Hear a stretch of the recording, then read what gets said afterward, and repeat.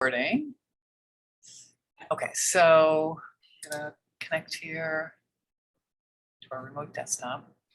And actually, it's good for me to see what you see, or for me to know what you see. You just see the main, because I have like two monitors right now connected to the. I see the entire desktop of the Windows machine. Okay, but not an extra blue one. No, just one desktop. Okay. All right, so I was on before just taking the sky flat, so we have to now switch over to, it looks like the dome isn't synced up either. Because the opening and everything is the exact same. We're just not doing like, so M3, all that stuff's the same. It's just that the rotate doesn't, and the rotator we don't have to worry about. We actually still have to worry about the rotator. So in some sense, the setup is all the same until you get to the setup of the actual CCD camera and Perseus. Yes, I would say that's right. But it looks like I didn't sync the dome before, so let me just check that. I'm not sure I even homed the telescope, but see this. I think they would seem like they were pretty closely aligned. When we do our observing, we use this big screen, and the resolution's not high enough to open all the windows simultaneously like this one is. So all the windows are hidden one on top of the other. Yeah. It's tricky. Yeah, we have another monitor here actually, but I don't want to move anything over there, so we can. Yeah, that's cool. Oh, I need to do that.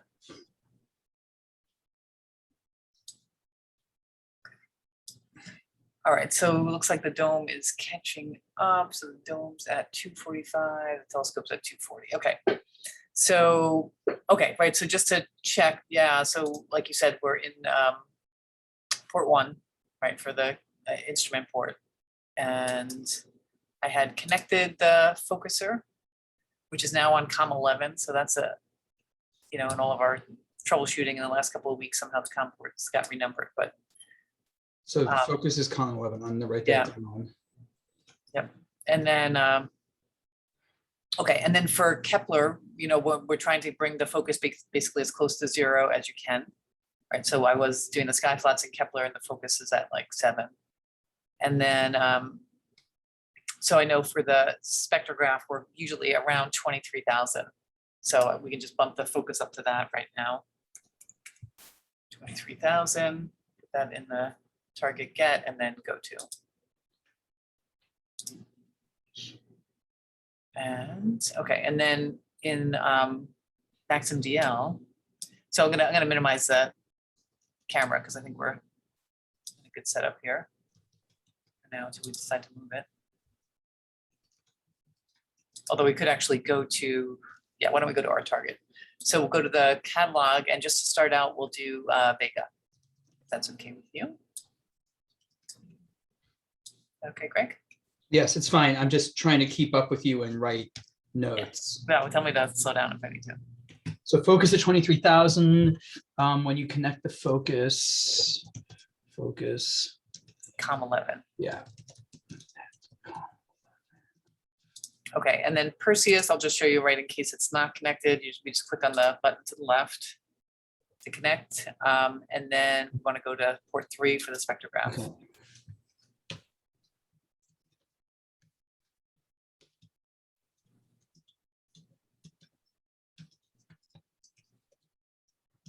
Okay, and then we're not going to do much else with that right now, so I'm going to minimize it's saying the dome is intermediate because I don't have the bottom open. So when you guys do Jupiter, you definitely want the lower shutter open. So you want to do like a fully open on the close, on the dome.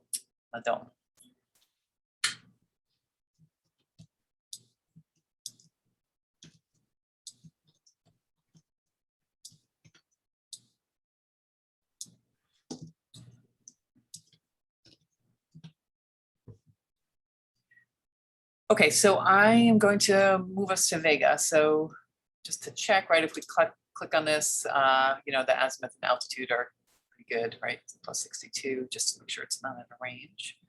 And then we can hit go to, and we'll check the camera.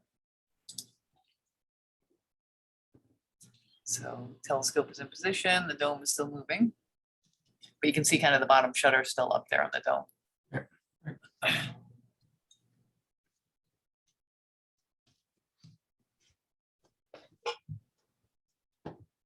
Oh shit, did I forget to record?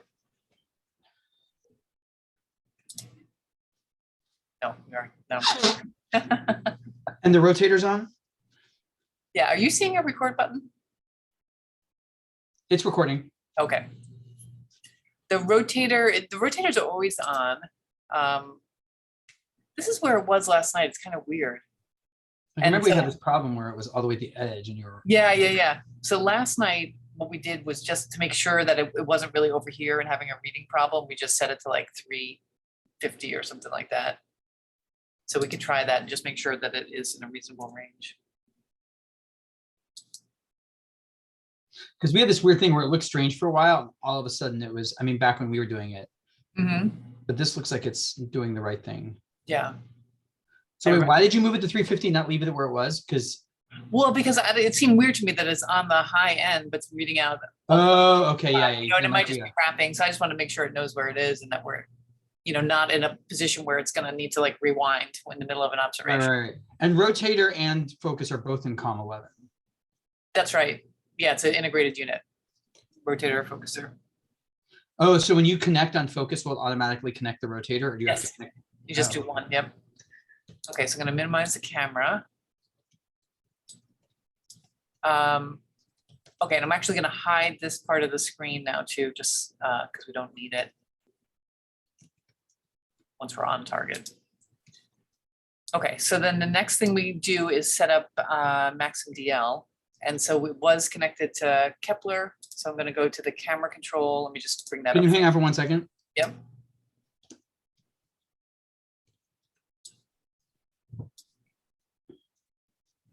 Minimize the dome here too.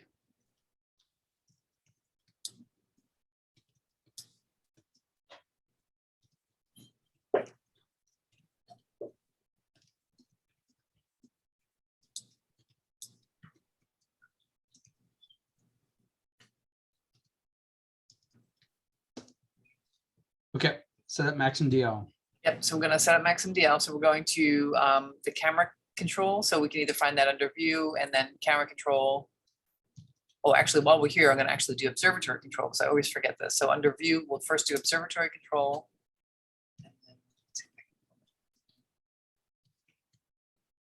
Right. And then connect, right? Yeah, and then we want to connect to the telescope. And it's very inconvenient if we forget to do that. Yes. That's where it gets the header information from, right? Yeah, exactly. Okay, so we have that. And then, so we can either go to view and camera control window or control W or this little icon, which I can't figure out how that is a camera. Maybe that's like the sensor It there. looks like a camera to me. I have to be honest. Like there's a cable coming out the back. There's a little lens. There's like a body. Okay. Like I could buy that that's like a camera. Pixel, but a hell camera. I don't know. Okay. All right. So setup. So we're still connected to Kepler. So I'm going to turn the coolers off and disconnect on that. And then we go to setup. Okay. So filters. When we're in spectroscopy mode, we set the filters to none. Okay, hang on 1 second, because I want to write disconnect if Kepler is connected. Mm-hmm. Yeah.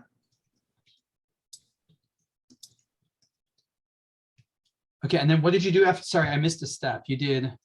So I did set up filter, filter. and then in the drop down, go all the way up to the top and say no filters. Okay.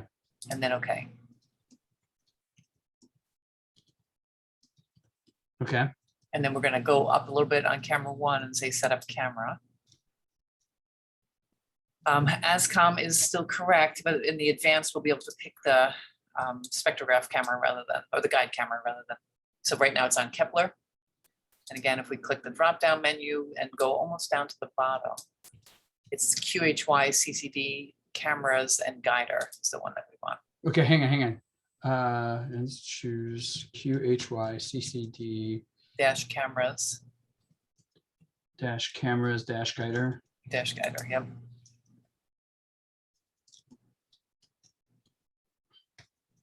Okay, and then okay. All right. And then okay. And then connect.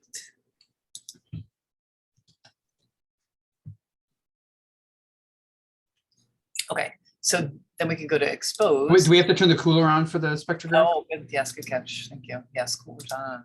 What This is just temperature? this is just the guide camera. It's set for -10.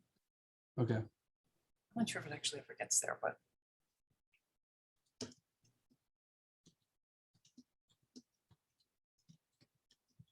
It's not critical because this is just the slit viewer, right? Yeah. But it seems like I also don't want to like drive the power at 100% if it can't drop it to -10. So let's keep an eye on that, and we can change the set point if it looks like it can't get there.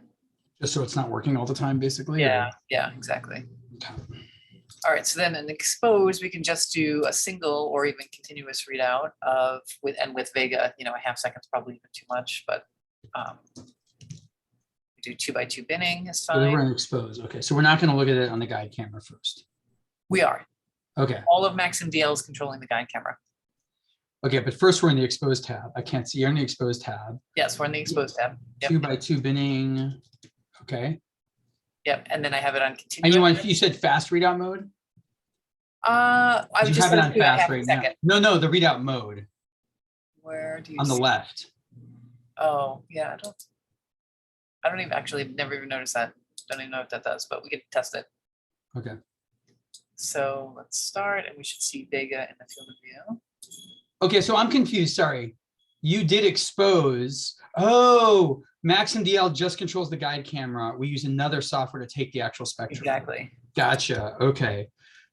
Expose tab for, I was confused. Guide camera, 2x2 binning, 0.5 sec.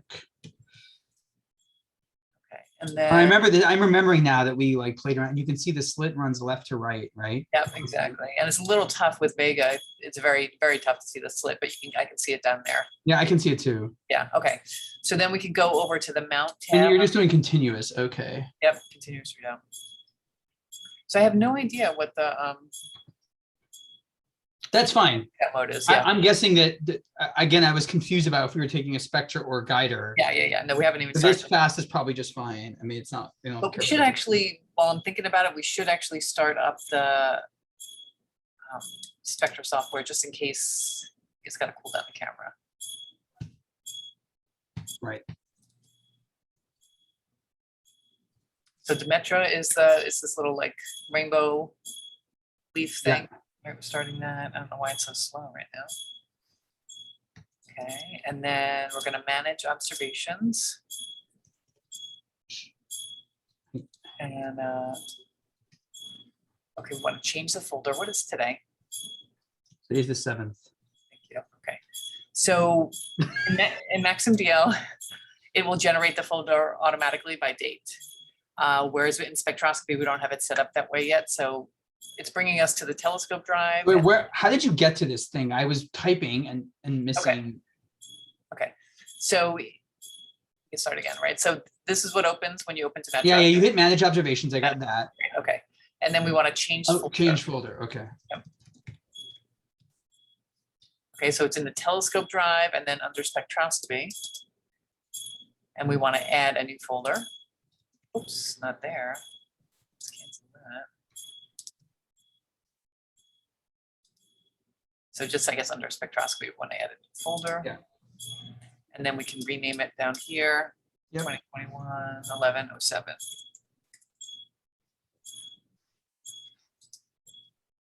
Okay, there we go. So now everything that all the data you take will go into that folder for tonight. Okay. Okay, and then so the first thing to do is make a new observation. Is this driving you crazy, by the way? I can pause. No, it's fine. It's fine. It's just it's good. I'm just trying to keep up. Okay. Lower left. Okay, so we are going to create I clicked new, right? And this window opened up new observation. And so we put in our name Vega, and then you have to tell it if it's like star or extended. How come? Is that for the reduction pipeline? Yes, for the reduction. So it's asking whether it can measure a good sky basically on either side of the object. Okay. Okay. So that's out of the way. So we'll create.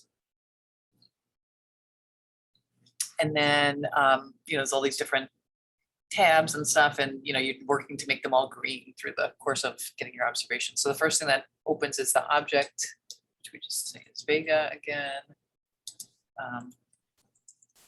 So we can make this a calibration star for measuring the response, Have emission. but whatever, you can put whatever you want here. Yeah, yeah. So, and this is one thing I keep forgetting is there on the left side of here is a little log that gets created. So you can actually do your observing log right in here, and you can like add date and time, right? And just say whatever, like. And this is just gonna get as you, oh, hang on, my phone's ringing. Is this it? Give me a second.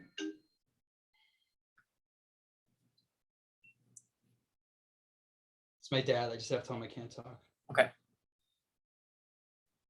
It's gonna be a good video. It's always like the other night.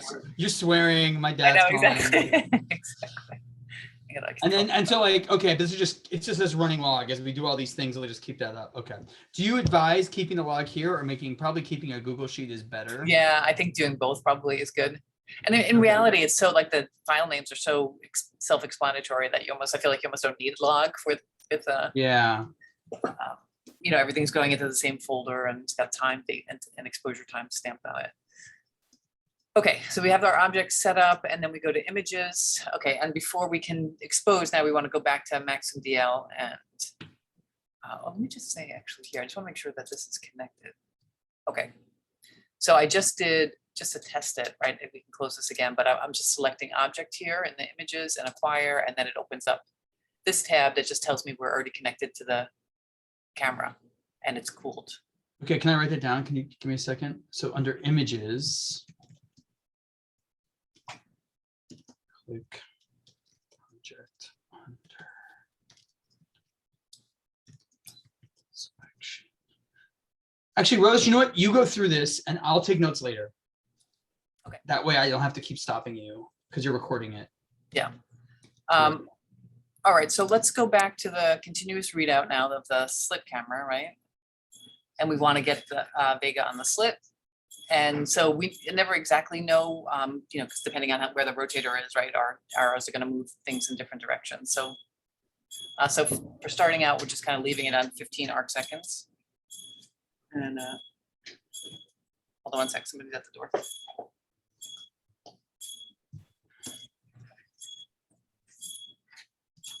I don't remember the password, so. Oh, sorry, yeah.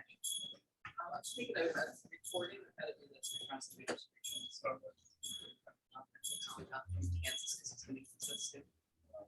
But yeah, you just have a seat if you want to learn as well. Okay, so we're gonna move. Let's go down. Which just happened to be down. I'm gonna try and move it a little more to the right as well.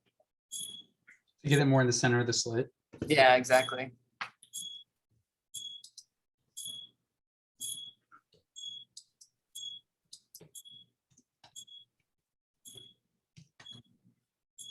So this is the slit right there on the spectrograph, and we're just doing Vega as a first object, so very bright star.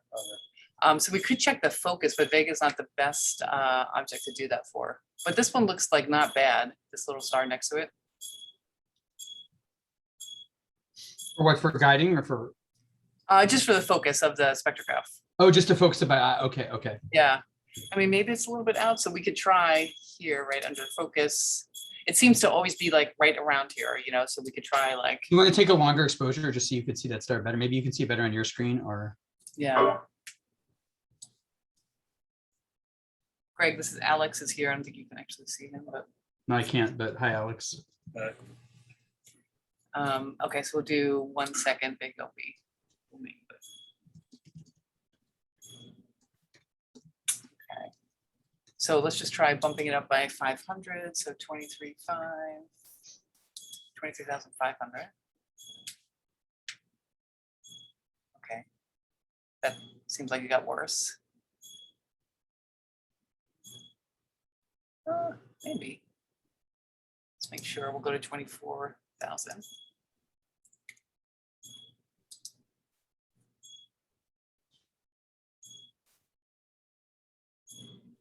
That's definitely worse. Yeah, it's definitely worse. So can you see that little star got really fuzzy there? Oh, okay, I was looking at Vega. So- Yeah, Vega is going to be so bright we can't really tell if it's in how well it's in focus, but the fainter ones will be better. Okay. Okay, so now we can step back down, so it's wrong one. So let's do 23,500 again. So if there's no star nearby, you'll have to find a star to focus. Like when you're doing Jupiter, you'll have to offset. Jupiter, actually, we've been focused on the moons. Oh, okay. Yeah, But if not, if there's no star, you have to, okay. yeah. So let's go back to 23 again. See if it's better for us.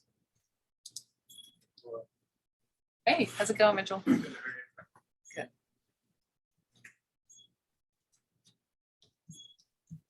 It's looking pretty good. We could try now 22.5 and see if it gets better or worse.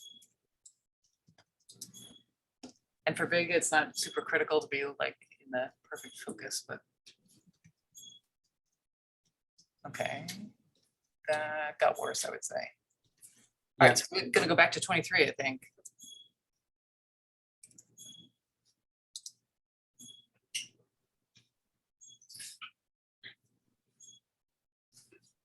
That looks better. All right, so it looks Can you pretty tell me, consistent. I have a question. The max and DL window on the left, Yeah, the lower left of the camera control window has like a contour plot. Is that what's ever in the center of the chip, or can you click on an object and have it display the contours for that object? well, I mean, there is this icon. And does it go with, I mean, you can measure the full width half max here, I guess. Okay, okay, but sometimes it shows like a surface. I mean, I know it shows that surface plot in the Yeah, lower yeah, I left. don't know what that is. Okay, okay. I don't know if it's connected to where this cursor is now or not. Doesn't seem like it. Okay, so so back in the mount, so we've been sort of, you know, keeping this like at an arc second or two. So if we need to correct the telescope, because we're not actually guiding right now, right? So if it seems like it starts wandering off, we correct the telescope just by using these buttons, by clicking into arc second or so. Okay, and so in which case it's good to remember like down made it go down and to the right, right? And then up will go up into the, no, down went down and to the left. So up will go up to the right. So Mitchell, we're just starting spectrograph observations. And Greg Rudnick's online, he's in University of Kansas. I think I told you guys about this, right? So he's using the telescope. He's gonna probably be observing tomorrow too. Okay, so, all right, so now we're ready to, so let's go back over here. So we're gonna go to object and then acquire, which is what that was anyway. And we'll do our exposure of 1 second and just a number of 1 right now. And I've been playing with, I don't know whether, I don't know, 1 by 1 versus 2 by 2, but I mean, it seems like you'd want to not been in the spectral region and been in the opposite region, but so for now, I'm just leaving it 1 by 1. And then we can start and keep an eye on the You sun. change that under, yeah, okay, that's fine.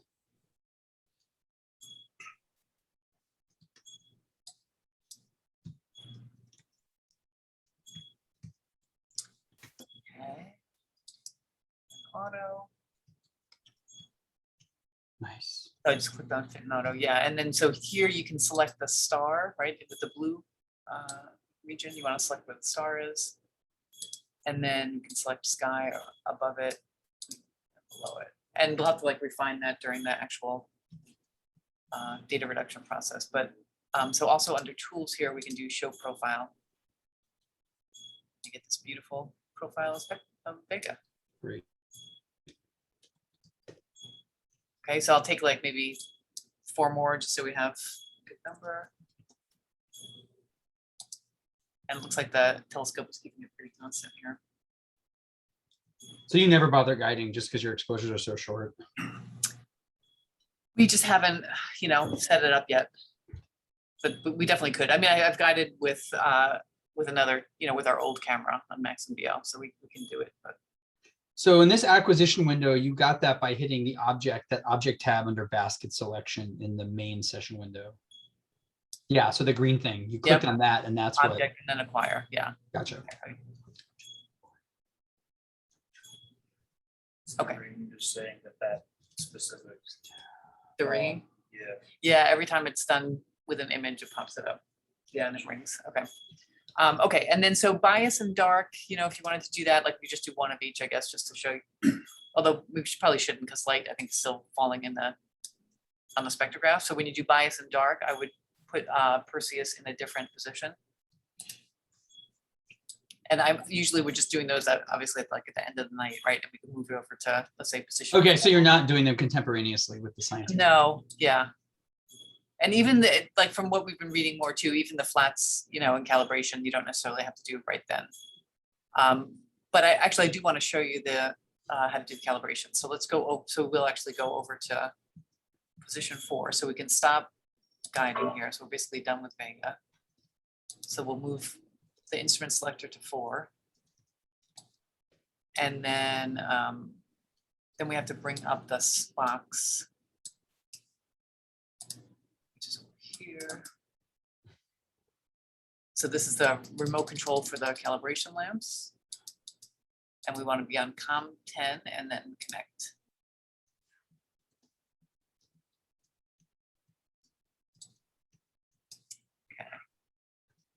So let's do the, I'm gonna minimize this right now because we're not guiding anymore. So we usually get like everything ready, right? And then turn the lamps on at the last step. So if we want to do a calibration image, we can acquire.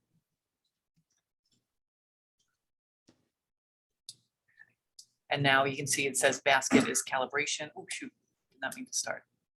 Oh, I didn't, okay.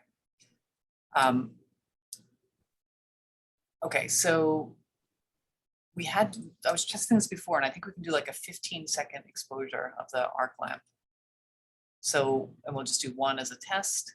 And so the last thing we do before we start is go over back to Spox and click on the calibration, turn that on, and then start.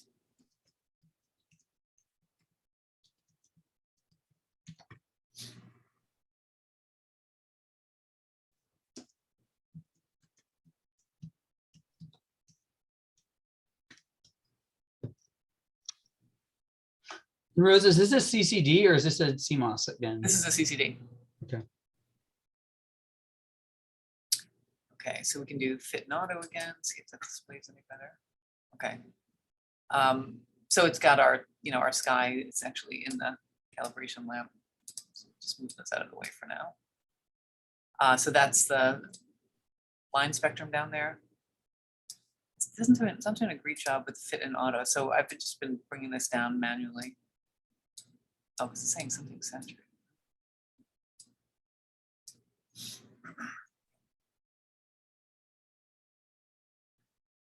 Okay, so 15 seconds seems like I was doing like 1 second, and we were having a lot of trouble calibrating the wavelength solution. I think just the argon lines are so much weaker than so this is like a helium argon.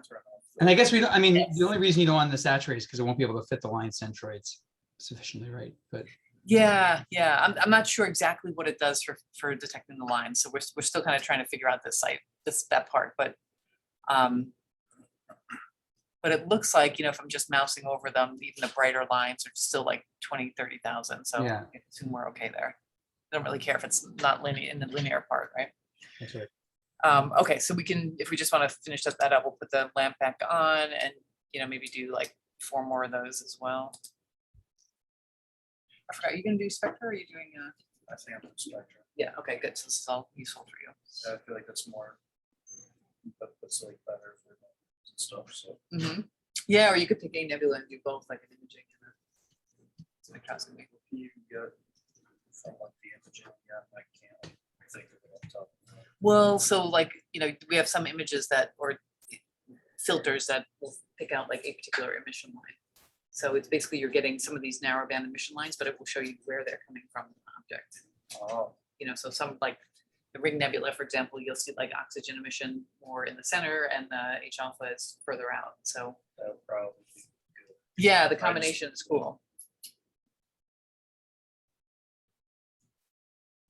Yeah, I'll probably have to do one of each. Okay.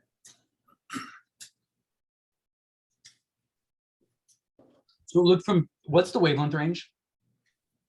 So this is like almost 8,000 angstroms here, and we're going down to, you know, it preps out at 4,000. Okay, great. Yeah, so I don't know if we should shift this or exactly what, you know, but whatever, hopefully it'll be fine. There's also an option. It'd be great to be able to go, it'd be great to go as blue as we can. I mean, because of like O2 and the 4,000 angstrom break and stuff, but. Yeah. We can look in a sec, but I think it probably is going, you know, just below 4,000. Yeah. Like Okay. you see do you see, like it didn't look, if I remember correctly, if you really, it didn't look like you saw the Balmer break in Vega. Vega. Those are nice descriptive file names. I like it. Okay. Yeah, that's what I'm saying. It's like a log in itself, right? Do you know why they call them fit instead of fits? It seems, it's weird. It's like. No, I don't know. Max and Dale does that too. Okay, so then for the flat, for this, I think we were doing, let me bring up the log, I can't remember. Oh, now I'm on a different computer.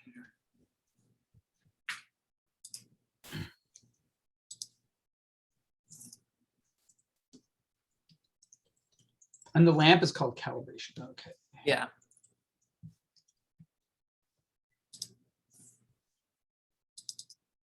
Okay, so for spectrograph.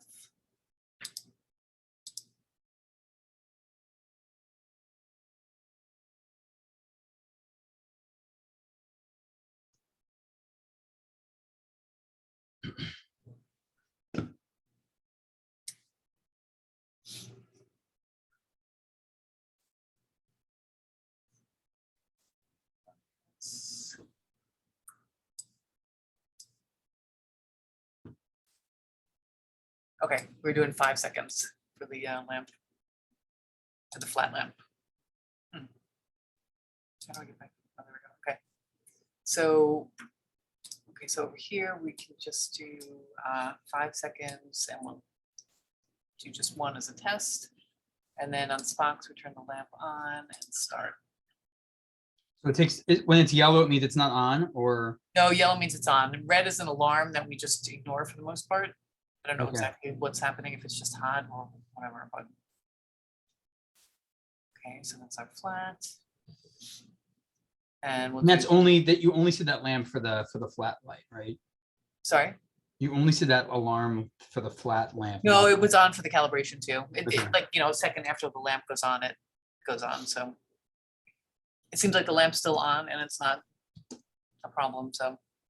Sorry, you cut out. It was my internet. Can you say the last like sentence? It just doesn't, it seems like it's not a problem, even though it says Okay. the alarm is going on. But we do try and turn the lamp off as soon as we're done.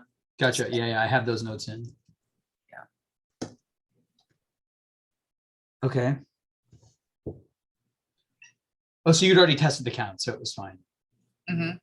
Yes, yeah, so these seem to be decent exposures where we're not, you know, the peak counts are sort of, you know, right around 20,000, not too high. You're just doing 5 altogether. Yeah, just in 5 for now. Okay, and that is done, so we can turn the lamp off.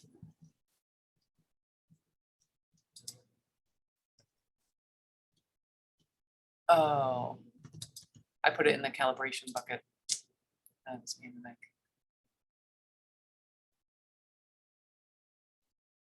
Okay, so you can actually remove them from this bucket, even though it's saying it's calibration, so it's really flat, so I'll remove them. And then if I go to the flat, I can add them and do, yeah, so all these 5-second ones that it's saying calibration are actually flat. Okay. Oh, and the second set of numbers is the time, like the UT time or something? Yeah, something like that, yeah. Oh, okay, cool. Okay, and then you can do like a dark, right? We could acquire that. Just 1 second. I'm just gonna do one, just so you can see what it looks like, and then we'll move on to the other observations these guys have to do.